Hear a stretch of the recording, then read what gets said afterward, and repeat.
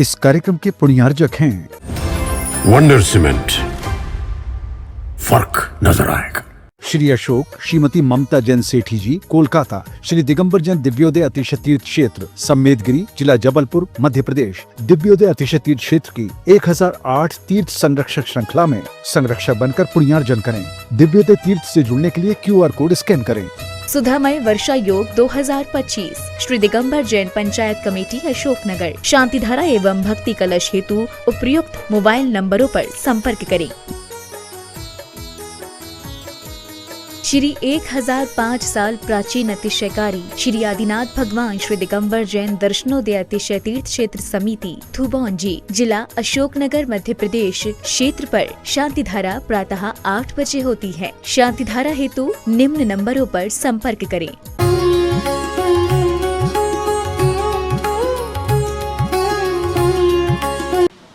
जैनं जयतु शासनं पंच परमेष्टि भगवान की। आचार्य श्री गुरुवर कुंद महाराज की जय हो। आचार्य श्री गुरुवर विद्यासागर महाराज की जय। बोलो परम पूज्य ज्ञान शिरोमणि तीर्थ चक्रवर्ती निर्यापक श्रमण त्रिकाल 24 प्रेरक मुनि पुंगव सुधा सागर जी महाराज की जय। मुनि संघ की जय।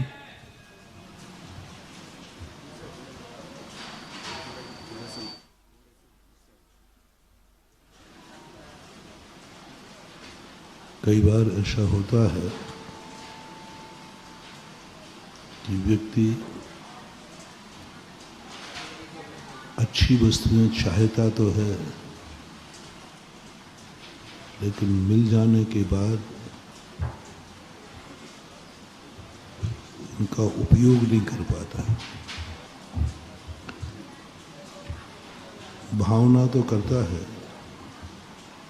कि मुझे यह चीज़ मिल जाए, लेकिन भगवान बनने का कोई भावना कर रहा है और भगवान बनने का मौका मिल जाए तो वह यही कह देगा, मैंने तो यूं कह दिया था, तुम तो बनाने ही बैठ गए। बहुत सारी चीज़ें, नई चीज़ें ऐसी हैं संसार में, एक हाँ कहने की आदत है और अच्छा बनने के लिए अच्छे का समर्थन करने की आदत है। अच्छी बात को कहने पर क्यों तुम अच्छे बनना चाहते हो, इससे क्रेडिट मिलती है, इससे व्यक्ति तात्कालिक यश मिलता है, मान कसाई की पुष्टि होती है। बहुत सारे लोगों के मन में, आप सब अपने अंदर देखना, आपसे कोई भी पूछेगा तो आप सदा यही कहोगे कि अच्छे बनने की इच्छा तुम्हारी है। वो इच्छा नहीं है, माँ दुनिया के मूर्ख बनाकर अपने आप को अच्छाइयों का समर्थन घोषित करना है। अच्छा बनना नहीं चाहते। एक बार की घटना है कि एक व्यक्ति ने कहा, बोले महाराज जी आप बहुत चूक गए हैं, आप लेट आए, यदि आप पहले आ जाते तो मैं मुनि बन जाता शादी के पहले। ये गलती आपकी है, आपको दोष लगेगा, क्योंकि जो प्रवचन आप दे रहे हो ये प्रवचन मैं शादी के पहले सुन लेता तो नियम से मैं मुनि बन जाता। अब आप दीक्षा देंगे नहीं, क्योंकि हम गृहस्थ बन चुके। वो अपनी तरफ से ही बोलता जा रहा है कि आप तो अब दीक्षा देंगे ही नहीं, क्योंकि उसे मालूम है कि महाराज गृहस्थों को दीक्षा। पर मुझे खेद बहुत है और मुझे आपके ऊपर आ जाता है। मैंने की बहुत बुरी बात है, ये मैं अपनी गलती को एक्सेप्ट करता हूँ कि मुझे काश अवध ज्ञान होता तो मैं जान लेता कौन कौन मुनि बनना चाहते, मैं सबसे पहले वहीं जाता। अरे जहाँ मुनि बनने वाले लोग हों वहाँ क्यों नहीं जाऊँगा। मैंने कहा अब ये तो गलती हो चुकी है, जो गलती हो चुकी है अब उसके लिए तो पुनरावृत्ति की नहीं जा सकती। अब एक करें तो मैं भी महसूस हो रहा है कि हम गृहस्थी में फंस गए हैं, नहीं तो मैं भी मुनि बन जाता। और मुझे भी खेद हो रहा है कि मैं पहले क्यों नहीं आया।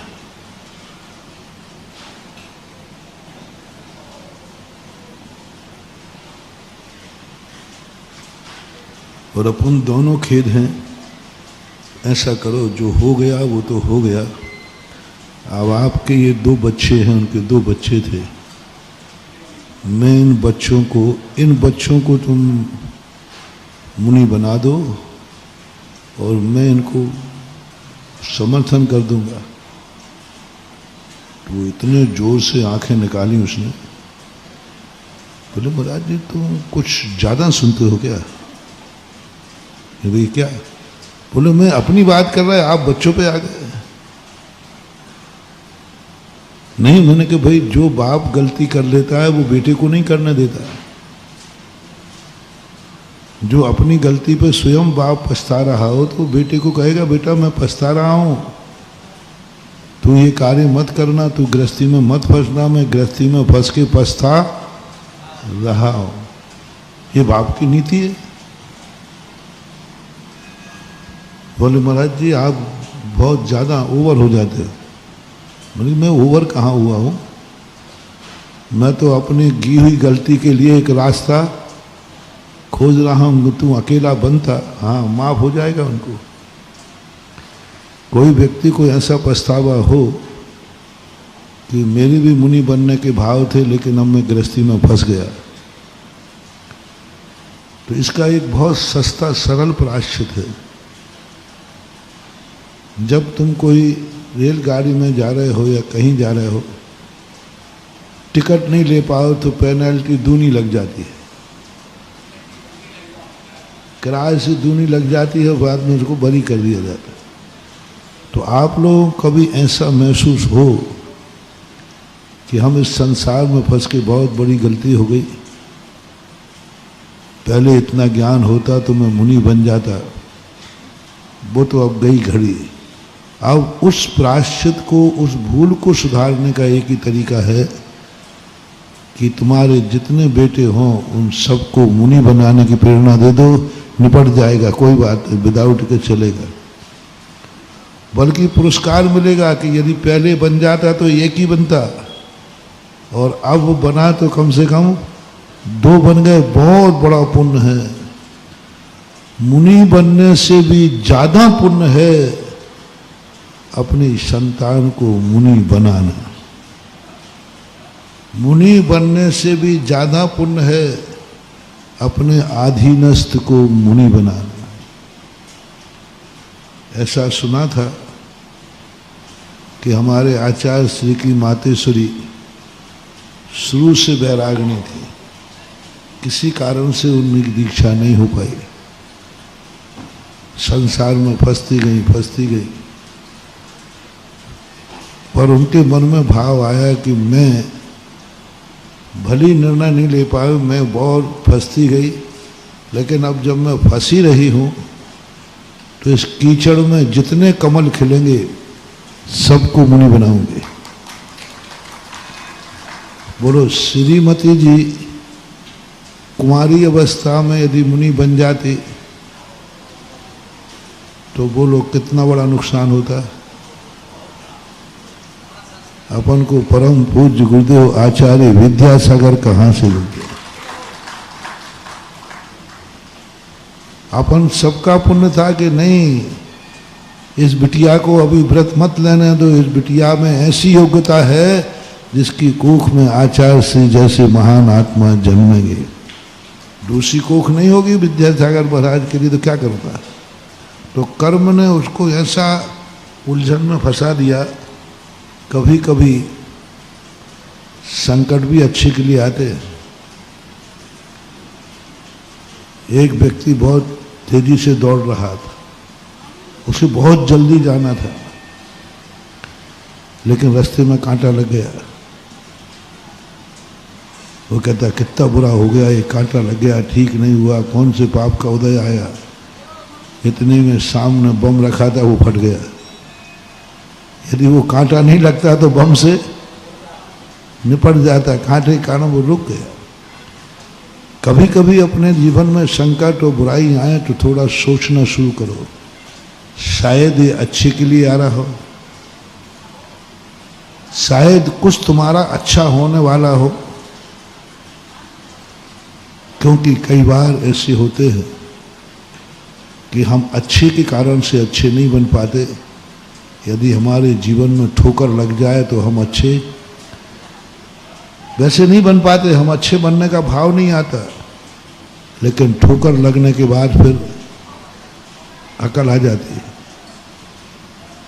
जो कई लोग बार गुस्सा आदि करते हैं ना, एक आध बार जेल होके आ जाते, फिर उनका गुस्सा ठंडा हो जाता है। भाई हमें जेल होके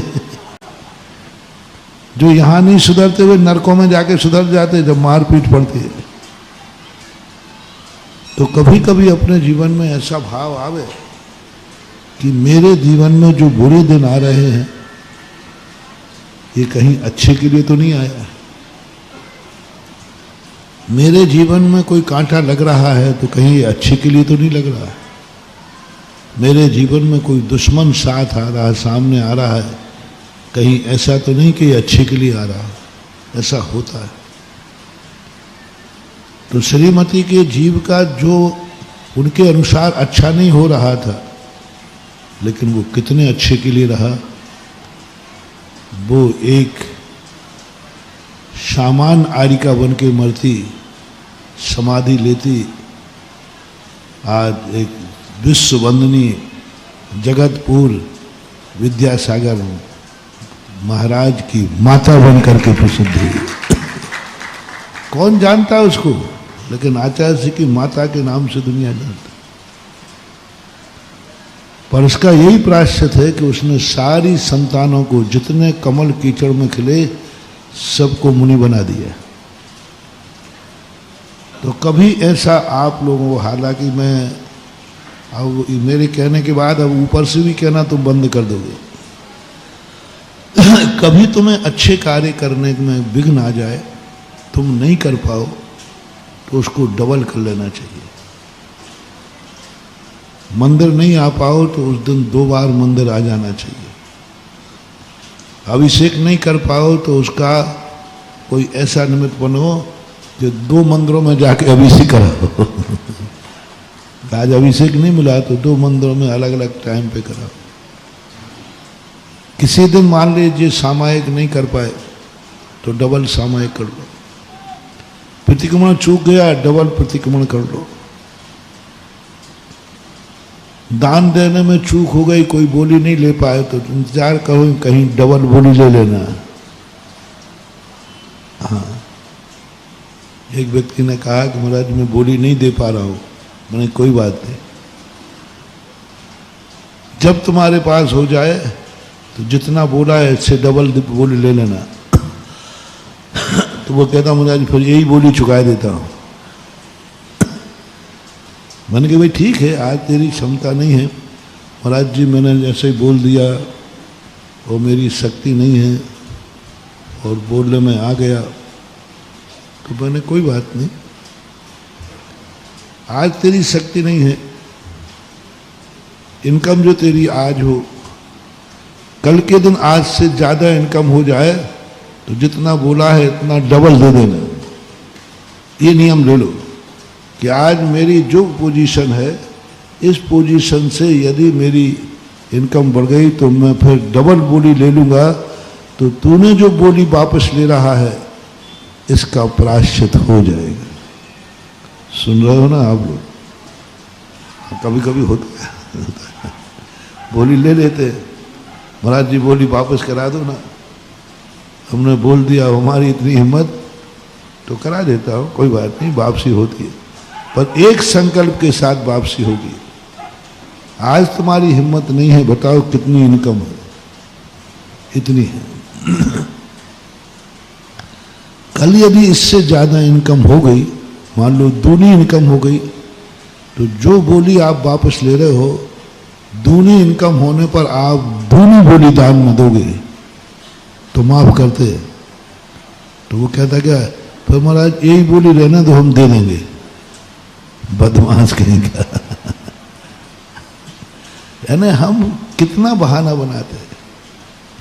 हमारी समर्थ है, शक्ति है, और हम कहते हमारे भाई ने मना कर दिया, हमारे परिवार ने मना। अरे तू तो समर्थ है, कितने कार्य हैं, तुम संसार के कितने कार्यों में तुम परिवार की सलाह लेते हो। ये भी ऐसा केस था एक। बोले महाराज अब मैंने ले ली लेकिन घर वाले मना कर रहे। तो मैंने कही तू सटोरिया है, जुआड़ी है, कभी जुआ भी और सट्टा भी तू परिवार से पूछ के करता है क्या? करोड़ों रुपए का खेल चुका। बोले नहीं पूछता हूँ। घर वाले मना करते हैं कि नहीं? बहुत मना करते हैं, फिर भी तुम मानते हो कि नहीं? नहीं मानते। कैसी बात? पाप कार्य घर वाले भी मना कर रहे हैं तो भी तू मानता नहीं है, करता है, और धर्म कार्य करने का बहाना बना रहा है। परिवार वालों ने मना कर दिए इसलिए मैंने अच्छे कार्य किए। जब तू पाप कार्य मना करने पर भी नहीं छोड़ता है तो कम से कम ये नियम ले ले, मैंने धर्म कार्य किया है, संसार के मना करने पर भी मैं नहीं छोड़ूंगा, क्योंकि मैं पाप नहीं छोड़। सारे परिवार के लोग मना करते हैं कि मत कर बेटा मत कर, तो मैं तो करता हूं। तो धर्म में भी यही नियम करो कि कोई कितना भी मना करे तो भी मैं करूंगा। और ये भी नियम ले लो कि महाराज जी भी मना करें कि भाई तू दान मत दे, तेरी परिस्थिति ठीक नहीं है, तब भी मैं दूंगा, क्योंकि महाराज के मना करने पर भी मैं जुआ खेलता हूं। बोलो मैं मना करता हूं कि नहीं? फिर भी आप खेलते हो कि नहीं? पाप कार्य बिना पूछे करो, मना करने पर भी करो, और धर्म कार्य में तुम बहाना बना लेते हो। इसने मना कर दिया, मेरे तो भाव थे लेकिन वो बेटा तैयार नहीं हो रहा। बेटा कहता मैं तो तैयार हूं महाराज, कोई बात, वो पापा तैयार नहीं हो रहा। पापा से बोलते महाराज मैं तो तैयार हूं लेकिन वो पत्नी तैयार नहीं हो रही। किसी ना किसी का आप बहाना बना लेते हैं, और यही बहाना तुम्हारी जिंदगी में घातक बनता है। जब भी महानुभाव कुछ अच्छे कार्य करने का भाव आए तो आज का मोटिवेशन ध्यान रखना, जब मेरा मन मेरा पाप करने से किसी की नहीं मान रहा हूं, सबके मना करने पर भी मेरा पाप हो रहा है, फिर मैं नियम लेता हूं सबके मना करने पर भी मैं धर्म करूंगा, पुण्य करूंगा। सब मना करे तो करूंगा, क्योंकि मैं पाप मना करने पर भी करता हूं। ये नियम ले लिया तो कम से कम बराबर हो जाएगा। लेकिन अपन तो बहाना दूना करो। व्रत विधान संग्रह में लिखा है कि यदि व्रत का उद्यापन नहीं कर पाए तो व्रत दूना कर लो। दूना कर लो तो तुम्हारी भूल मानी जाएगी, तुम्हारा प्रमाद नहीं माना जाएगा, तुम्हारी चलाकर तुमने व्रत की आसाधना की है, सम्यक दर्शन बच जाएगा, सम्यक दर्शन बच जाएगा, क्योंकि तुमने दूना कर लिया। आज नहीं कर पाया तो कल दूना करूंगा। एक व्यक्ति ने कहा, बोले महाराज जी मैं सम्मेद शिखर की यात्रा करना चाहता हूं लेकिन कर ही नहीं पाता, कोई ना कोई विघ्न आ जाता है, कोई ना कोई परेशानी आ जाती है। मैंने कही हो जाएगी। अरे महाराज जी 10 साल हो गए करते करते, आप आशीर्वाद दे दो, अब मैं तो तुम्हारी नस नस जानता हूं। राजस्थान की घटना है। मैंने कही हो जाएगी, इस साल पक्का है। कैसे होगी महाराज जी? देखो इस साल भी मुझे विघ्न दिख रहा है, इस साल भी मुझे बहुत दिक्कत हो रही, मुश्किल हो रही, इसलिए आपका आशीर्वाद। मैंने कहा हो जाएगा, बिल्कुल इजीली, बस एक नियम तुझे लेना है कि यदि इस साल नहीं कर पाया तो अगली साल दो करूंगा साल हो, और अगली साल 2 नहीं कर पाया तो तीसरी साल में 4 करूंगा। और चौथी साल नहीं कर पाया तो और अगली साल में 8 करूंगा, बस ये नियम ले ले, तेरी बंदना हो जाएगी। और मैंने कहा कि तूने लिया कि नहीं लिया, मैंने तो दे दिया आशीर्वाद। मैंने तो दे दिया कि अगले साल करेगा, इस साल नहीं तो अगली साल दूनी करेगा।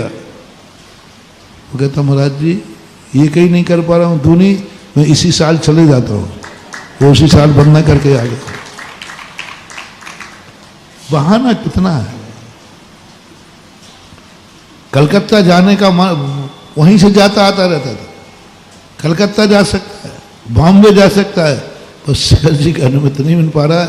ऐसा नियम ले लो, अगली साल 2, देखो फिर किस साल नहीं होता। इसी साल बंदना होगी। आप लोगों में कोई हो तो कर देना। तुम्हें दान देने का मन है, समर्थ हो, लेकिन मन नहीं हो रहा है। तुम्हें दान देना चाहे तो परिवार तैयार नहीं हो रहा है और तुम्हारा मन भी तैयार नहीं हो रहा है। बस आज एक नियम ले लो, इस साल यदि मंदिर बनाया तो मैं 1 मंदिर बनाऊंगा, इस साल नहीं बना पाया तो अगली साल 2 बनाऊंगा। और ये घर जाकर के नियम बता देना, मैंने ये नियम लिया है कि इस साल थुबन जी में मंदिर बनाया तो ठीक, लेकिन आप लोग कहो कि नहीं बना पाओगे इस साल, तो अगली साल 2 बनाऊंगा। मैंने नियम ले लिया है। घर वाले क्या कहेंगे कि भैया तू अभी बना ले, यही बना ले, अगली साल 2 बनाएगा, और फिर यदि अगली साल नहीं बनाया तो फिर 4 बनाऊंगा। मल्टी का नियम ले लो, आप करते जाइए। आपका मन और आपके परिवार कहेंगे क्यों परेशान हो रहा है, इसी साल निपटा है, 1 महीने निपट रहा है। ये मन का बहुत बड़ा संतोष करने के लिए और विघ्न संतोष के लिए बहुत बड़ी शक्ति है। ठीक है, मत जाने दो, मत करने दो, मैं अगले साल दूना करूंगा। सामायिक में कर लीजिए, मन के देखता कैसे सामायिक को टाइम नहीं निकलता। यदि मेरी आज सामायिक नहीं हो तो कल 2 सामायिक करूंगा, मन कहेगा आज ही निपटा लो 1 ही में, कल 2 करोगे। तो ये अपने मन को दुनिया को समझाने के लिए एक बहुत बड़ा प्रयास है। मैंने कहा तेरे 2 बेटे हैं, इनको बनाता हूं। बोले नहीं। मैंने कहा क्यों बहाने बना रहे हो, ना तुम्हें बनना है और ना बेटों को बनना है, कोई नहीं बनना। अकेले महाराज को दोष देना है कि आप लेट आए, नहीं तो मैं मुनि बन जाता। बनने वाली तो वो श्रीमंती थी, जो नहीं बन पाई तो उसके प्रायश्चित में कितने लेके आई, कितने लेके आई श्रीमती? मोक्ष मार्ग। 3-4 बेटे, 2 बिटियां हैं, और मैं पति को भी लेके आ गई। पति को भी लेके आ गई। मुझे तो समझ में आ रहा है कि मंत्री मल्लप्पा जी को बनाने के लिए पूर्व भाव की कुछ उनका एग्रीमेंट हुआ होगा कि हम कहीं संसार में फंसे। क्या सोच था राजुल का, क्या चिंतन था राजुल का। सारी दुनिया कह रही कि देख ये नेमिनाथ भगवान तुम्हारे जन्म जन्म के बैरी है, तुझे कहीं का नहीं छोड़ा। शादी नहीं करना थी तो ये नाटक क्यों किया बारात लाने का, कहीं का नहीं छोड़ा तुझे, देख ले। सब दुनिया बुराई कर रही है कि दरवाजे से लौट गए, बारात लगाने खड़े लौट गए। राजल कहती है तुम सोच, तुम्हारी बहुत बड़ी गलती है, तुम लोग हमेशा नकारात्मक ही सोचते हो। कई लोगों का नकारात्मक सोच होता है ना, तो उनको सब नकारात्मक दिखता है।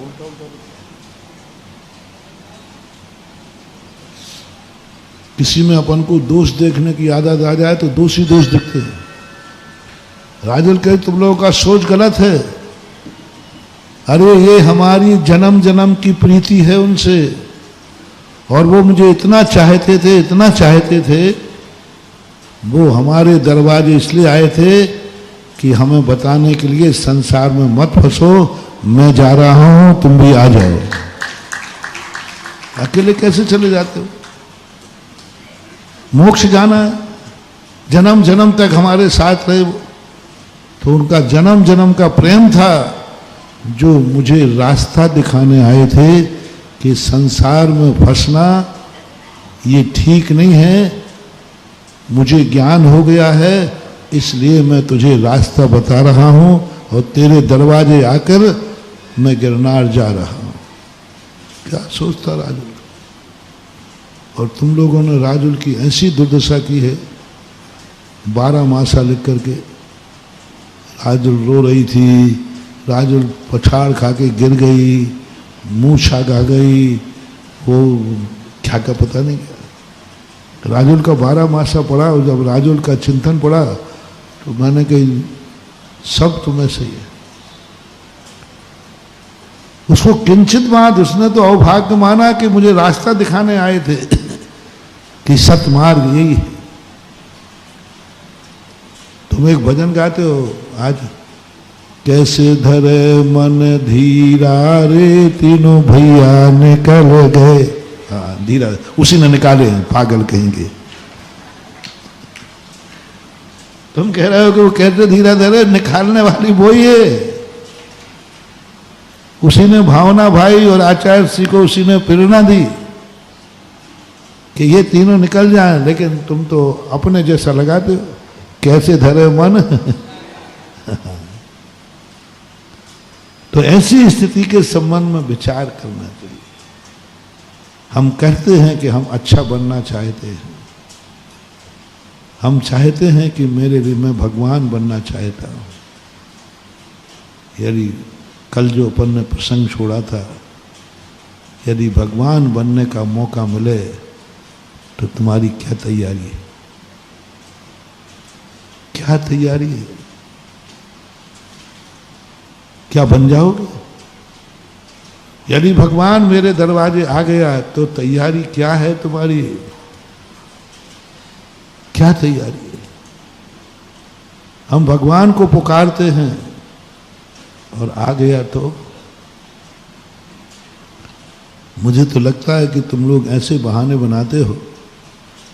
एक बार एक मेरे पास एक बहुत निरस्त भक्त ने एक शादी का निमंत्रण कार्ड दिया। देते हैं हम, अब खूब रखेंगे, वो रखें, सबके आते हैं। तो उस पर लिखा था आमंत्रण पत्रिका, और नीचे मेरा नाम लिखा था। तो मैंने पढ़कर उठा लिया, मैंने कहा ओह, ये तो मेरे नीरेस्ट घनिष्ठ भक्त का है, इसमें तो जाना ही पड़ेगा। तो मैंने कही मुझे तो अब आना ही पड़ेगा, तेरी यहाँ शादी है। और मैंने हाथ में उठा कर ले लिया, मैंने कही टाइम सेट करता हूँ। उसका चेहरा उतर गया। बोले महाराज जी आप क्या कह रहे हो? मैंने कहा नहीं आना तो पड़ेगा, अब तेरा कार्ड है। बोले महाराज जी आप क्या बोल रहे हो, होश में हो कि नहीं? इस शादी का आमंत्रण कार्ड है। अरे मैंने किसी का हो आमंत्रण कार्ड है कि नहीं? आगे पीछे मुझे पढ़ना नहीं आया, हमने देखा आमंत्रण और मेरा नाम लिखा है कि नहीं। अब तो आना ही पड़ेगा। बोले महाराज जी आप थोड़ा होश में आओ, आप महाराज हो महाराज, और ये शादी है। मैंने कही मैं कुछ नहीं जानता, भक्त के वश में होते हैं भगवान। भक्त बुलाए और मैं नहीं आऊं, और तू तो इतना मेरा सच्चा भक्त है, परम भक्त है। सारी दुनिया में कहते हैं तुम कि मैं महाराज का पक्का भक्त हूं। बोलो करते हो कि नहीं? हरे हर से कूदते छाती, मैं भगवान का पक्का भक्त हूं महाराज का। मैंने तू सबसे कहता है? बोले कि महाराज वो तो पक्का है। तो मैंने कहा मैं कह रहा हूं कि सच्चे भक्त यहाँ नहीं जाऊं। आप लोग बताओ भैया, जिनसे ज्यादा घनिष्ठता है उनमें आप कहते हो ना वहां तो मुझे, तो ऐसे ही मैं कहता हूं। वो कहते महाराज जी आप क्या बोल रहे हो, आ मत जाना। मैंने कही अब तो पक्का है, कार्ड हाथ में ले लिया। मैंने कहा कार्ड वापस नहीं ले जा पड़ता, क्या भरोसा। तो मैंने कार्ड है, कार्ड लेके आऊंगा कि देखो इसने आमंत्रण दिया है। 2-3 मिनट के अंदर उसको पसीना आ गया। मैंने फैंसी ड्रेस ही हंसी की।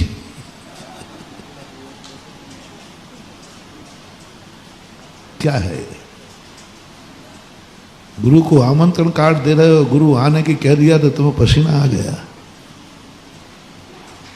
अरे गुरु ने कहा था, गुरु महाराज आप आओगे, आइए।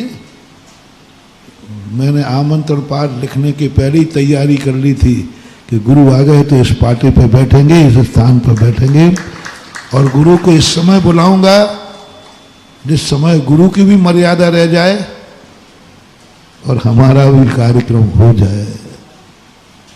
क्या आमंत्रण कार्ड देते समय काश यदि गुरु आ गए तो क्या तैयारी करके आमंत्रण कार्ड दे रहे हो? क्योंकि तुम्हें मालूम है आना है नहीं, आएंगे है नहीं, अपन काय को चुको, मैंने तो महाराज को बुलाया है। गुरु के साथ छल कपट मायाचारी, गुरु के साथ औपचारिकता। अरे आमंत्रण कार्ड लिखते समय कहना क्या लिख रहे हो? गुरु महाराज को लिख रहा हूं, यदि आ गए तो मेरी तैयारी है, मेरी तैयारी है। शादी जैसे कार्य में यदि गुरु आ गए तो क्या होगा? सोचो कभी ऐसा हो तो। आ गए तो महाराज जी आपने अच्छी कह दी, आप ही हो ऐसे उगड़ भवा, आपका कोई ठिकाना नहीं, कब आई जाओ। और सही में मैं आ भी सकता हूँ, मेरा कुछ कोई ठिकाना नहीं, मन आ जाए तो आ जाऊंगा। तो महाराज जी अच्छी बता दिया, आज से हम कार्ड आपको लिखने ही बंद करते हैं, बस हम आमंत्रण नहीं करेंगे, हमारी लिस्ट में से नाम काटता हूँ कि भैया भूल करके धोखे से महाराज को आमंत्रण नहीं देना, क्योंकि ये सुधा सागर है, आ ही जा। कार्ड बंद कर दो। पर ये तैयारी नहीं करोगे कि आ जाएंगे तो विवाह में आएंगे, ऐसे कार्यक्रम में आएंगे। अरे क्यों चिंता करते हो? मेरी तैयारी है, यदि महाराज भी आ जाएंगे तो मैं तैयारी करके आया हूं कि ये आएंगे। मेरी तैयारी है महारानी छेलना, आगम प्रमाण है। कभी घर छोड़कर मुनि बनने वाला व्यक्ति लौट करके घर नहीं आता, लौट करके घर नहीं आता। मां को मां नहीं कहता, पत्नियों को पत्नी नहीं कहता, स्मरण भी नहीं करता। लेकिन बेटे ने खबर भेज दी कि मेरी मां से कहो मेरी पत्नियों को 16 श्रृंगार करके राज दरबार सजाओ, मैं राज दरबार में आ रहा हूं। यथार्थ घटना है। मुनि महाराज मुनि मुद्रा में ये समाचार घर भेजा। पहले ही मां घबरा गई, सारी दुनिया में महाराज के दिन में अभी घर है, घर भेजा है। सब में चर्चा हो गई। वारिसेन महाराज शायद नाम था। महाराज भ्रष्ट हो गए, महाराज को घर की याद आ गई। देखो माँ को आदेश दे रहे हैं और पत्नियों को बुला रहे हैं कि 16 श्रृंगार करके पत्नियों को बुलाओ। 32 रानियां थी उनकी, और राज दरबार में सब में चर्चा। महारानी छेलना सम्यक दृष्टि थी, मना तो कर नहीं सकती थी। माँ कहा है तो कह देती बेटा घर में लौट के मत आना।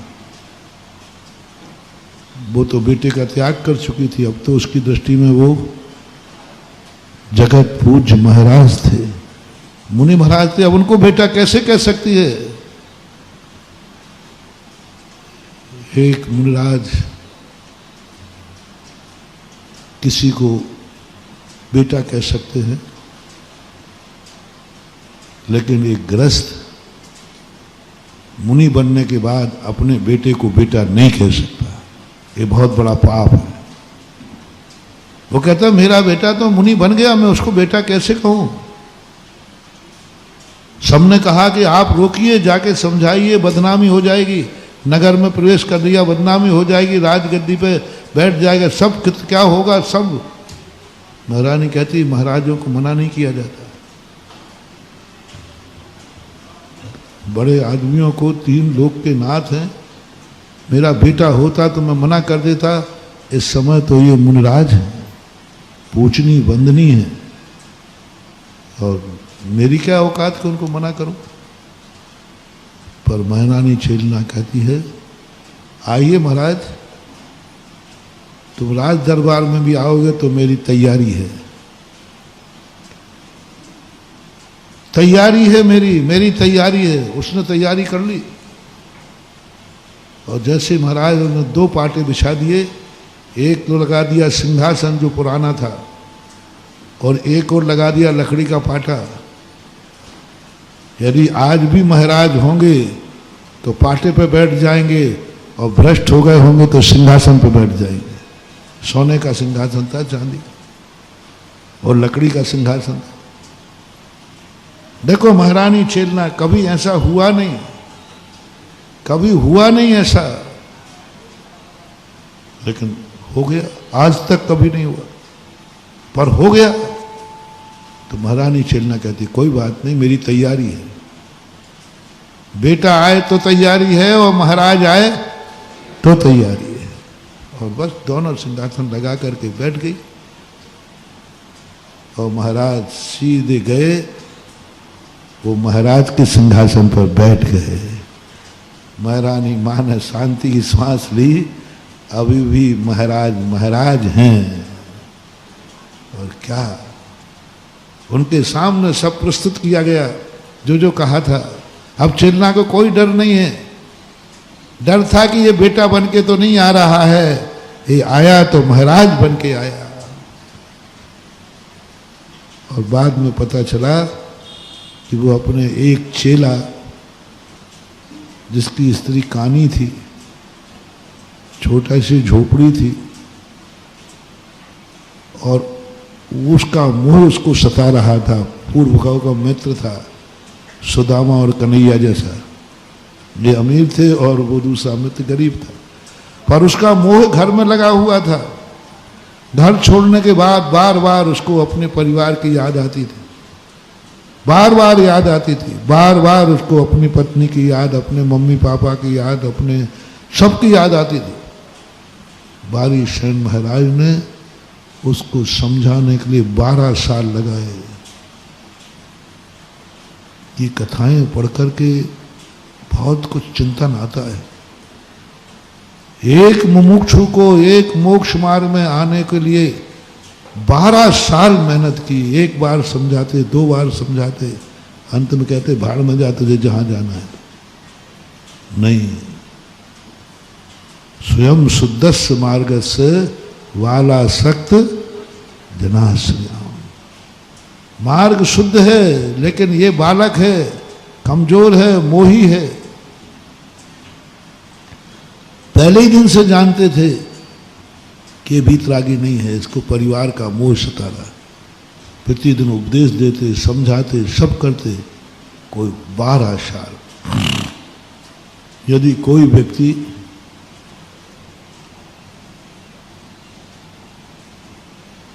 गलत मार्ग पे जा रहा हो और तुम्हें उसके लिए समझाने का भाव आ रहा हो, तो महानुभाव जल्दी मत थकना, 12 साल तक इंतजार करना, 12 साल तक मेहनत करना, हाईएस्ट 12 साल। भवांतर भी है, लेकिन अभी प्रेजेंट 12 साल तक हाईएस्ट। कैसी मित्रता है, कैसी आत्मीयता है। और तद्भव मोक्षगामी मुनिराज एक ऐसे मुनि को दीक्षा दे दी, ऐसे मुनि को दीक्षा दे दी, और ऐसी मित्रता कि 12 साल तक उसका गुणस्थान नहीं था, मिथ्या दृष्टि था। सामायिक करे तो घर की याद आवे, प्रतिक्रमण करे तो याद आवे, रात में सोवे ही नहीं। रात में है, पर मित्र हो तो ऐसा हो, गृहस्थ अवस्था का मित्र। लेकिन मित्रता बारी शरण ने मुनि बनने पर भी मित्रता निभाई। ये मेरा मित्र है, बचपन का बहुत परम मित्र है, इसको तो मैं संसार में नहीं डूबने दूंगा, क्योंकि मेरा बचपन का मित्र है। जिन जिनसे तुम्हारी आत्मीयता हो, यदि वो गलत मार्ग पे जाएं तो तुम बीड़ा उठाओ कि मैं इसको गलत मार्ग पे तो जाने नहीं दूंगा, क्योंकि मैं इसको बहुत चाहता हूं। अब 12 साल तक लगाओ। अब 12 साल होने के बाद बारिश में थक गए, भाई अब तो मैंने इसके लिए 12 साल अपना समय खराब किया, अब क्या करें। तो अंत में 12वें साल के अंत में कहते एक उपाय और है। वो ये उपाय था, घर लेकर आकर कहते हैं, देख भाई ये महल मेरा ही है, तुझे मालूम? बोले मालूम है, मैंने इसको छोड़ दिया। ये रानियां देख ले अप्सराओं जैसी, ये माँ देख ले, सब वैभव दिखाया, सोना चांदी दिखाया, मैंने इनको छोड़ने के बाद आज तक मैंने इनको याद नहीं किया, तेरा कितना वैभव है। बोले ये सब वैभव आपका, आपको याद नहीं आती? इन पत्नियों की याद नहीं आती जो अप्सराओं जैसी है? बोले कभी नहीं, मन में भी नहीं, वचन में भी नहीं, काय में भी नहीं। ये राजगद्दी का कुछ भी याद नहीं आता? बोले नहीं। तुरंत पुष्प डाल बारी सेन के चरणों में गिरा, मुझे माफ करो, मैं कहाँ एक छोटी सी झोपड़ी में राग कर रहा हूं और आपने ये महल छोड़ दिया। चलो जल्दी चलो, बहुत जल्दी चलो।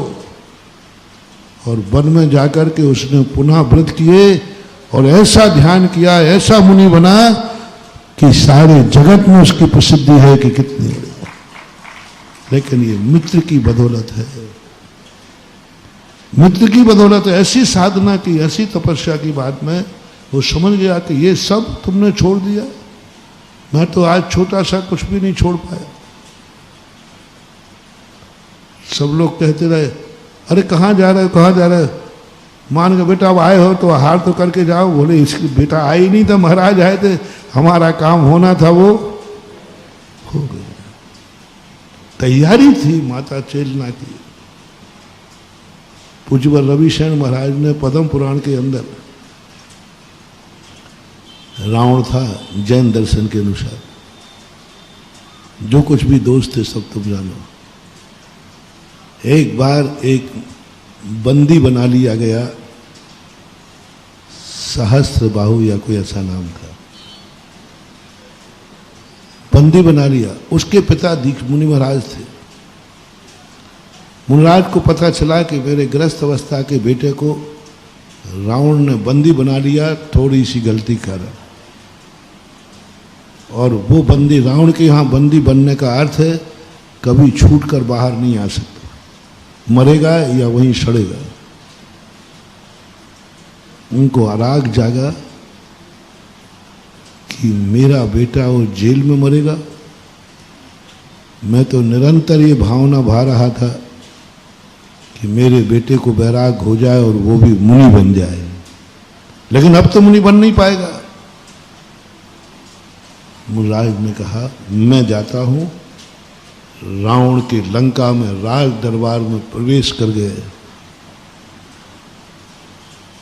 प्रवेश करते रावण कहता है क्या बात है महाराज? लेकिन रावण अपने दरबार में सदा गुरु का आसन सुरक्षित रखता था। कभी गुरु राज दरबार में आएंगे नहीं, पक्का है। लेकिन काश आ गए तो तैयारी क्या है। रावण खड़ा हो गया और महाराज से कहा महाराज जी बैठिए आसन। आसन मंगाई नहीं, आसन थी। बोलो रावण निकृष्ट है ना, गलत है।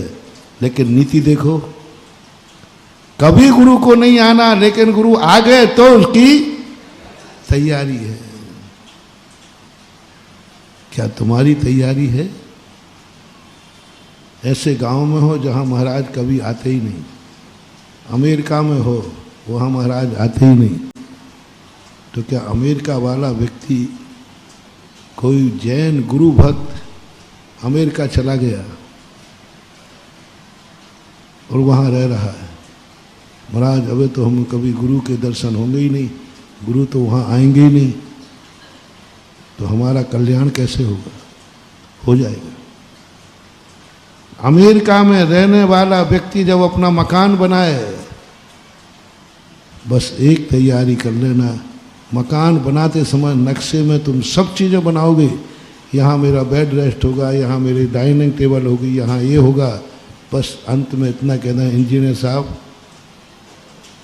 एक कमरा यदि महाराज आ गए तो उनका आहार कराऊंगा, तो कहाँ कराऊंगा? वो तैयारी, बस कुछ नहीं करना।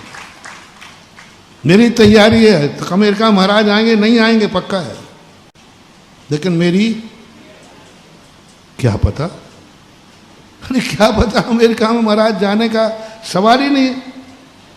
बोले ये तो सब ठीक है, सवाल नहीं है, मुझे भी मालूम है, लेकिन मैं तैयारी करके तो, रावण जानता था कि दिगंबर मुनिराज कभी राज दरबार में आने वाले नहीं है, कभी आएंगे नहीं, लेकिन उन्होंने कहा क्या पता साधु है, कौन रोक पाएगा, यदि आ गए तो फिर क्या करोगे? अमेरिका में बैठने वाले ने कहा यदि महाराज आ गए तो महाराज का आहार कहाँ खड़े होगा, उनको उजेला कहाँ मिलेगा? फर्नीचर फिक्स करने लगे, सोफा फिक्स करने लगे, बोले रुको, फिक्स मत करो, यदि महाराज आ गए और चौका लगा तो आएंगे नहीं यहाँ अमेरिका में महाराज। बोले आएंगे नहीं ये शब्द मत बोलो, आ गए तो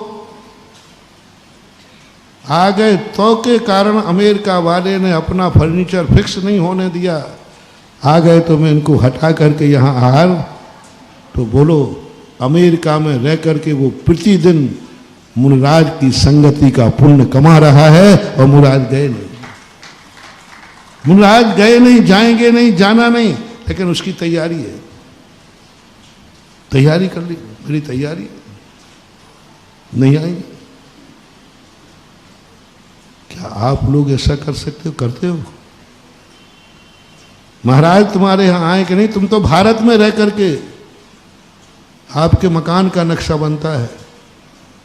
एक बार मैंने कहीं कहा था, आजकल मकान का नक्शा पूरे परिवार से सलाह लेना पड़ती है, नहीं वो छोकरा ही नाराज हो जाए, पापा मुझे ये कमरा पसंद नहीं है, तो छोकरे से पूछना पड़ेगा, देख ले ये कमरा, इंटीरियर डिजाइन, हाँ वो छोकरा ही पसंद करता, पापा मेरे कमरे में ये चीज़ नहीं होना चाहिए, ये होना चाहिए। सब बैठते हैं, सब ने डिस्कशन करके नक्शा पास कर दिया। क्या किसी ने ये कहा कि यदि महाराज आ गए तो इस जीना पे उजेला कहाँ से रहेगा? यदि महाराज आ गए तो भी महाराज खड़े होकर आहार कहाँ से लेंगे? क्योंकि मेरा एक सदस्य घर ही नहीं, मेरे एक गार्जियन गुरु भी हैं। आप लोग कमरे बनाते हो, सबसे यदि गेस्ट आ गया तो बिटिया की शादी कर देते हो, शादी के बाद पीहर में उसका कमरा क्यों होता है? थोड़ा हेल्प करो, मुझे पूछ रहा हूँ। शादी हो गई, अब तो वो गई, लेकिन कभी आई तो गेस्ट कभी आया तो कमरा बनोगे। क्या कभी नक्शा बनाते समय भाव आया किसी को? क्या किसी माँ ने अपने बेटे से कहा? क्या पत्नी ने पति से कहा? किसी बाप ने अपने बेटे से कहा? भाई ने कभी भाई से कहा? सब तो हो गया, पहले ये बताओ महाराज आ गए तो चौका लगेगा कि नहीं? कहाँ खड़े होंगे? बोलो। कितने मकान हैं अभी अशोकनगर में जो मेरे भक्तों के हैं, सब कुछ है, भावना भी है, लेकिन मकान उनके चौके के लायक। कितने लोग हैं जो फर्नीचर फिक्स कराते समय ये नहीं सोचा, कई लोग कहते महाराज हार तो कराना लेकिन फर्नीचर सोफा सेट वगैरह फिक्स है, उनको कैसे हटाए। ये तो सोफा सेट फर्नीचर बनाते समय सोचना था कि महाराज आ गए तो। महाराज आते ही नहीं, आप 33 साल में आए। 33 साल नहीं, 3300 साल लग जाएं तो तुम्हारी तैयारी रहना चाहिए। और नहीं आए जिंदगी में तो नहीं आए, तुम्हारी तैयारी होना चाहिए। जिसने मकान बनाते समय ये तैयारी की, महाराज आएंगे तो जीने पे उजेला है, महाराज आएंगे तो यहाँ खड़े हो जाएंगे। और हमारे महाराज तो बहुत, तुम्हारे गुरु छोटे हैं कि बहुत बड़े हैं? वो अकेले आते हैं कि उनके साथ बारात भी रहती है? हाँ, हिसाब से चौक पूरा करो। वो महाराज जी आए तो इतने तो देने वाले आएंगे और इतने देखने वाले आएंगे, तो ये सब कहाँ से देखेंगे? मेरे यहाँ हार हो और भक्तों को लौटाना पड़े कि हमारे यहाँ जगह ही नहीं, हम अकेले ही नहीं दे पाए, दुनिया का देने वाले आएंगे तो वो कैसे देंगे? इस दरवाजे से आएंगे और इससे जाएंगे। इंजीनियर साहब 2 दरवाजे बना। बोले काहे के लिए? बोले आपको मालूम नहीं हमारे गुरुजी का प्रभाव। अरे गुरुजी आएंगे, एक व्यक्ति, कितने होते तुम्हारे गुरु? एक? बोले एक ही हम। तो एक खलेंगे ना चौकी पे खड़े होकर। अरे भैया आप समझो, कितना खाते हैं तुम्हारे महाराज? अरे खाने पाने की छोड़ो, तुम तो देने वालों की संख्या पूछो। खाते तो कुछ भी नहीं है, लेकिन देने वाले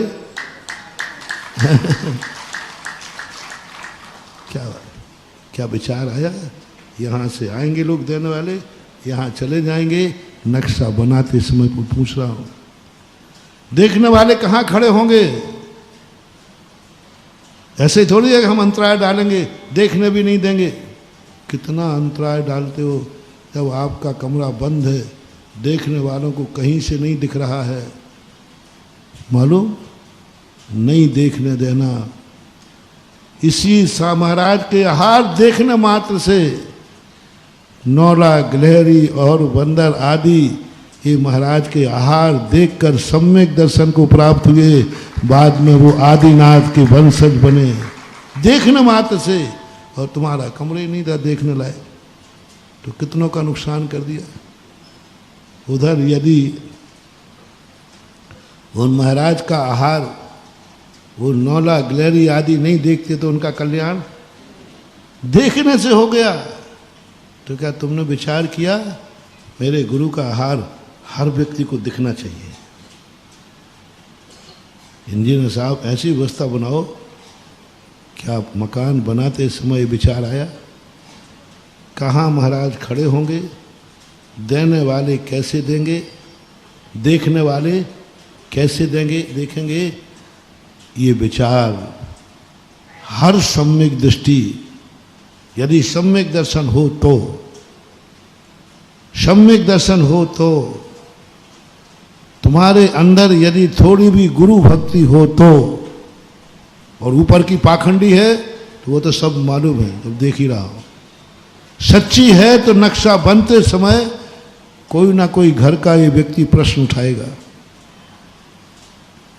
तुम्हारे दिमाग में भी आएगा। और इंजीनियर से कह लेना, जाओ महानुभाव, यदि तुमने ये व्यवस्था कर ली और जिंदगी में कभी तुम्हारी जिंदगी में मुनिराज तुम्हारे घर में नहीं पहुंच पाए, तुम मरण करके जाओगे, प्रतिदिन का आहार देना का पुण्य तुम्हारे खाते में मिलेगा।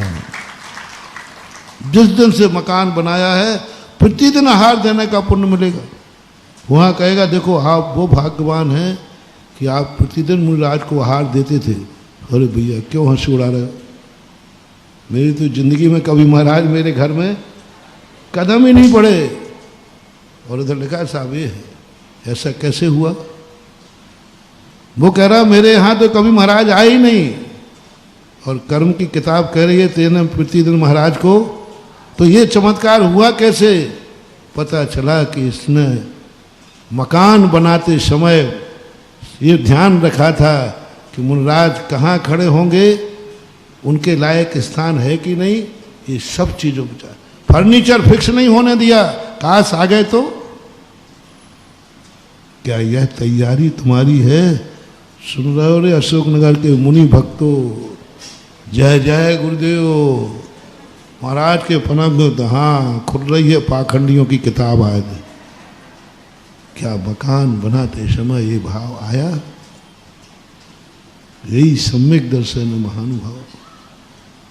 हमें बहुत बड़ा गर्व होता था पहले, अब भी गर्व है। जब कोई भी तुम प्लाट और मकान लेते थे, कहीं तुम नौकरी पे जाते थे, हमारे घर की माँ, जैनियों की पत्नी एक ही बात पूछती थी, वहाँ मंदिर है कि नहीं? नहीं, प्लाट बहुत सस्ता मिल रहा है, सस्ता मिले चाहे महंगा मिले, पहले मंदिर है कि नहीं? ये भाव जिस नारी के अंदर आ गया, जिंदगी में एक बार भी मंदिर नहीं जा पाए, मान लीजिए कोई हाली बीमारी आ जाए, उसे प्रतिदिन देव दर्शन का पुण्य उसके खाते में जाएगा।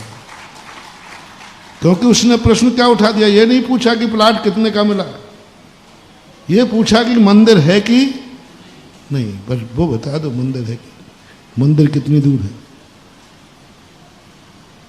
बस एक ही बात पर लेकर के प्लाट कैंसिल, मंदिर तो नहीं है, नहीं चाहिए।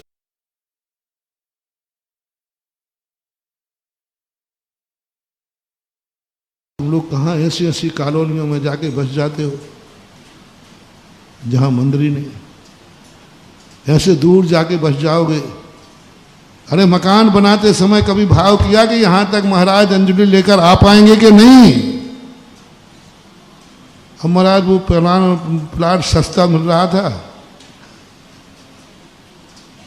और थोड़ा अच्छा भी था, गार्डन वार्डन भी था, और जो क्या क्या देखते हो ये ध्यान ही नहीं दिया कि कभी मेरे नगर में महाराज आ गए तो क्या वे अंजलि लेकर यहाँ तक आ पाएंगे?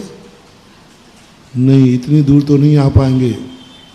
तो तुम्हें यदि गुरु भक्ति होगी तो फोकट में भी प्लाट मिलता होगा, कोई मकान बना के भी दे देगा, भाई तुम इसमें रह जाओ। तो मुनि भक्त कहता है मैं झोपड़ी में रह जाऊंगा, लेकिन उतनी दूर तो नहीं जाऊंगा जहां मेरे गुरु महाराज भी अंजलि लेकर नहीं जा सकते। छोड़ देगा, नहीं जा सकते। पहले ये बताओ पहुंच सकते हैं कि नहीं? वहां तक महाराज अंजलि लेकर के आ सकते हैं कि नहीं? हमारे महाराज की कितनी ताकत है, कितनी कुव्वत है, कितना समय है। क्या मकान लेते समय कभी ये विचार आया गुरु मिल जाए तो? मिल गए तो क्या तैयारी है? मेरे नगर में गुरु आ गए तो क्या तैयारी है? ये तैयारी आज नहीं करना है, जिस समय प्लाट ले रहे थे उसी समय करना है। कितनी दूरी है, मंदिर है कि नहीं? ये बात अलग है कि आज के व्यापारी लोग हमारे भक्तों के इस बात का फायदा उठाते हैं, लेकिन कोई बात नहीं, उस पर भी गर्व है। वो बैठते यार देखो प्लाट बिक नहीं रहे, कोई ले ही नहीं रहा, तो दूसरा कहता एक उपाय है ना? मैंने सही कहा।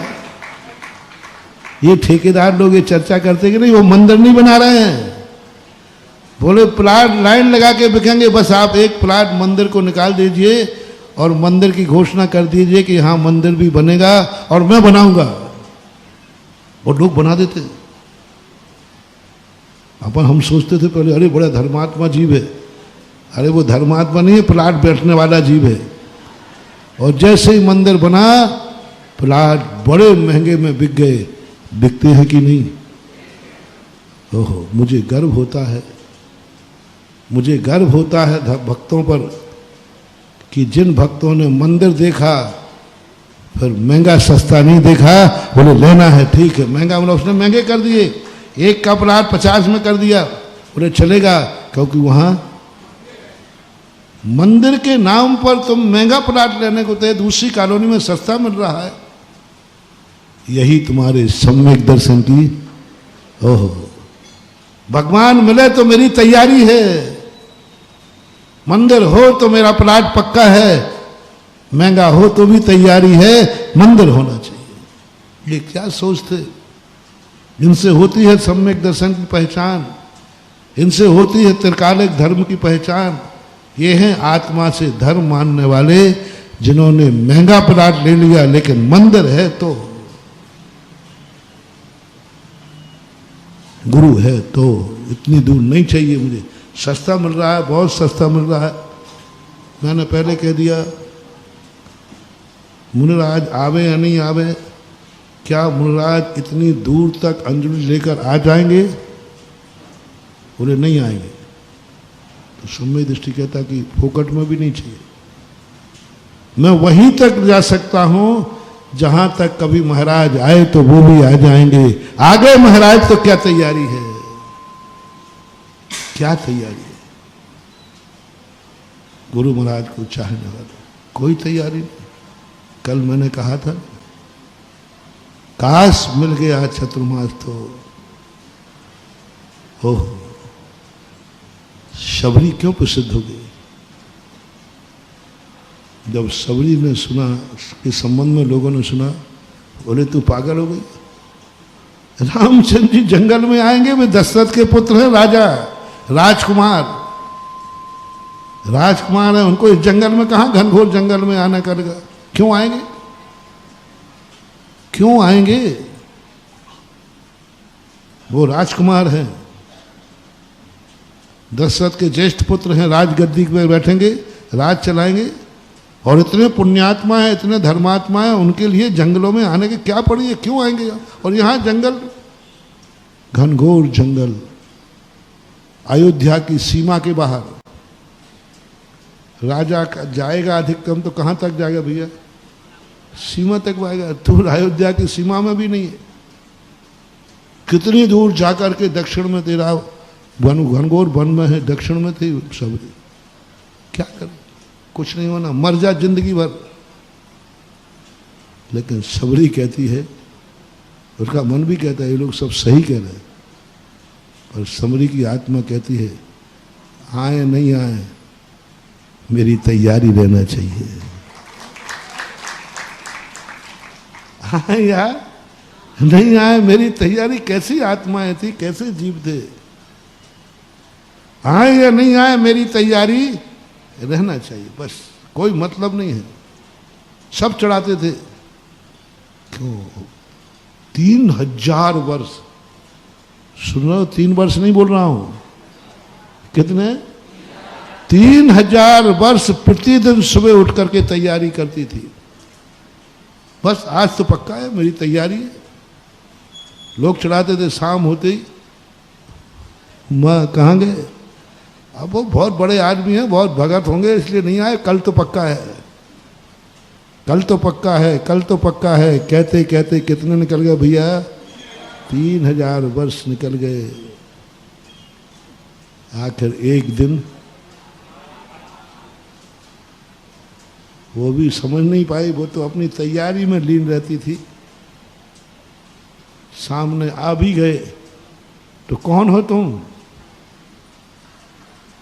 मेरी तैयारी राम के लिए है, तुम जैसे के लिए नहीं। रास्ते में खुद राम को कहना पड़ा, मैं दशरथ नंदन जिसका तुम 3000 वर्ष से इंतजार कर रही हो, इतना साहस तुम्हारे पास है? राम का पहुंचना वहां संभव ही नहीं है, असंभव,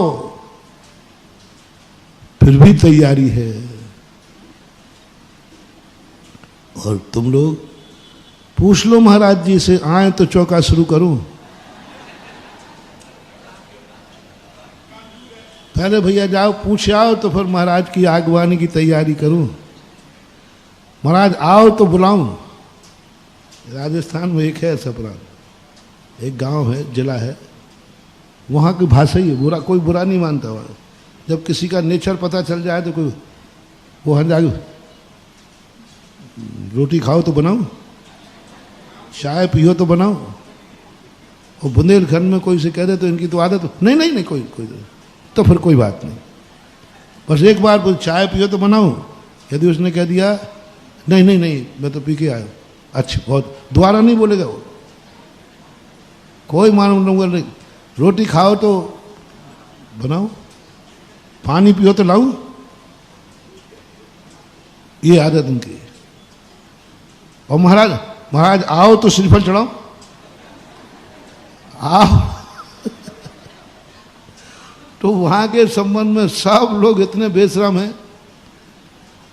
पियो तो बोला तो पहले हाँ पिएंगे, क्योंकि उन्होंने कहा कि यदि ऊपर से मना किया तो यहां मिलने वाला बुंदेलखंड नहीं है। यदि 100 बार मना करो तब भी वो खिला के ही रहेगा। नहीं बनी रखी है तो भी कह देगा चाय तो बनी हुई रखी, पीना तो है ही। रोटी नहीं है तो कह देगी बनी रखी है, आपको भोजन करना है। बुंदेलखंडी ये नहीं पूछता कि भोजन करोगे कि नहीं, क्या पूछता है? भोजन करना है, चलो भोजन को चलो। अरे तुम तो ऐसे कह रहे जैसे तुम्हें पहले से मालूम हो, क्या तुमने पहले से बना के रख लिया? बोले बुंदेलखंड है, सदा एक व्यक्ति का ज्यादा बनता ही है, तैयारी रहती है। जैनियों का नियम था, जैनी जिस घर में रहता है 10 लोगों के व्यक्ति हैं और प्रतिदिन 11 व्यक्तियों का भोजन बनता ही है। उसको ये नहीं कहना कि हाँ नहीं बैठ जाओ बना, चलिए भोजन करिए। बोले कैसे मालूम आपको कि मैं आ रहा हूँ? बोले मालूम करने की जरूरत नहीं है, हम हमेशा मेहमान की तैयारी करके, हमारे देश के महाराणा प्रताप, आदर्श देखना। संकट की घड़ी है,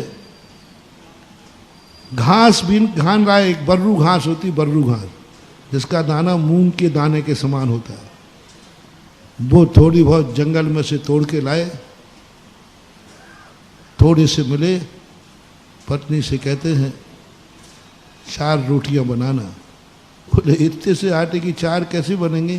बोले छोटी छोटी बनाओ 4। बोले अपन तो 3 ही है।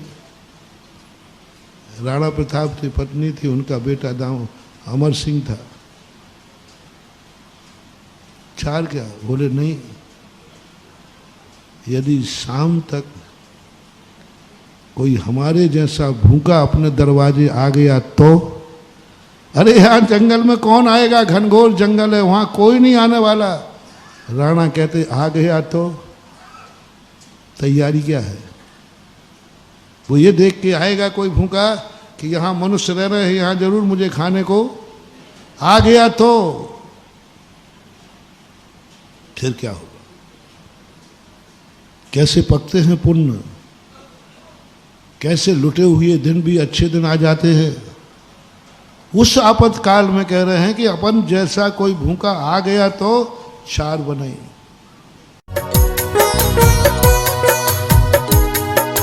इस कार्यक्रम के पुण्यार्जक थे वंडर सीमेंट, फर्क नजर आएगा। श्री अशोक, श्रीमती ममता जैन सेठी जी, कोलकाता। श्री दिगंबर जैन दिव्योदय अतिशय तीर्थ क्षेत्र, सम्मेदगिरी, जिला जबलपुर, मध्य प्रदेश। दिव्योदय अतिशय तीर्थ क्षेत्र की 1008 तीर्थ संरक्षक श्रृंखला में संरक्षक बनकर पुण्यार्जन करें। दिव्योदय तीर्थ से जुड़ने के लिए QR कोड स्कैन करें। सुधामय वर्षा योग 2025 श्री दिगंबर जैन पंचायत कमेटी अशोकनगर। शांतिधारा एवं भक्ति कलश हेतु उपयुक्त मोबाइल नंबरों पर संपर्क करें। श्री 1005 साल प्राचीन अतिशयकारी श्री आदिनाथ भगवान श्री दिगंबर जैन दर्शनोदय अतिशय तीर्थ क्षेत्र समिति थुबौंजी, जिला अशोकनगर, मध्य प्रदेश क्षेत्र पर शांतिधारा प्रातः 8 बजे होती है। शांतिधारा हेतु निम्न नंबरों पर संपर्क करें।